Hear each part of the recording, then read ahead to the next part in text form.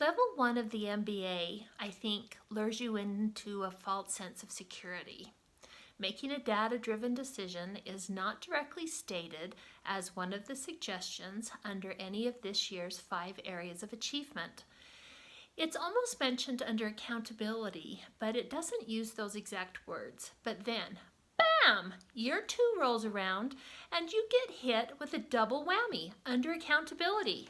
It clearly states here under Year 2, under accountability, that you are to make a data-driven decision based on a strategic plan. What? What just happened? So what is data-driven decision making? Well, it's a business term, and we can use it because we are in the business of education. At the heart of any strategic plan should be data. Data can provide insights that help you answer your key business or educational questions.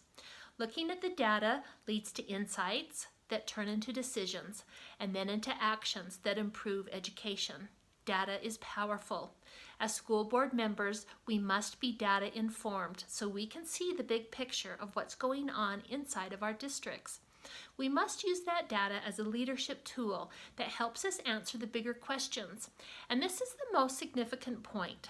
It's not really the data itself that is the most important, but rather the questions that we end up asking as a result of being data informed. Those are what's really important. So what are those important questions that we should be asking? Well, those are some of the things that we will be learning about in this module.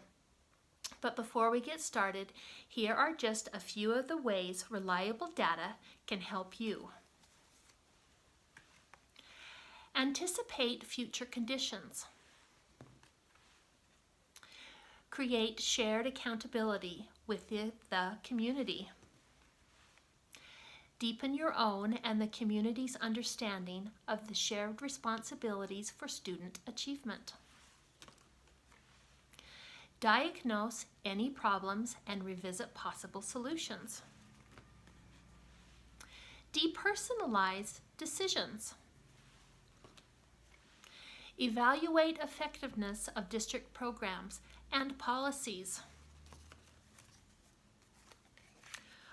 Hold the school board, superintendent, staff, and students accountable for results. Identify new solutions to old problems. Focus on policies that boost student achievement. Make informed, smart budget decisions. Measure whether the student achievement goals of the district are being met. Provide opportunities to see and to celebrate successes. Set student achievement goals based on the numbers. This topic is very important because an entire MBA area of achievement is dedicated to it. That area of achievement has the title Foundations of Effective Governance. Before we get started on this module, I just want to say that data is supposed to make your job easier, especially those money decisions. Because it's not your job only to spend money wisely, but to also make sure that that money is helping our students learn and achieve.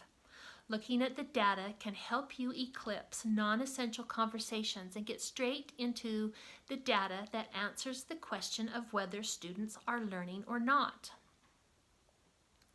The bottom line is that the data should stop being just about numbers and turn into constellations in our night sky. These constellations are pictures that represent our students. The data is really about kids, not numbers, and you should always do what is best for students. That is our first goal. So in this module, you will be going over a PowerPoint presentation about data-driven decision-making. You will also find a link to a document by Dale Stover titled Making Data Work for You. That article is really great. Lastly, you will find a document explaining about the common types of tests that we give students and why we use them and what type of data we gather from these tests. Then you will take a test. Not really, just a quiz. Sorry to scare you.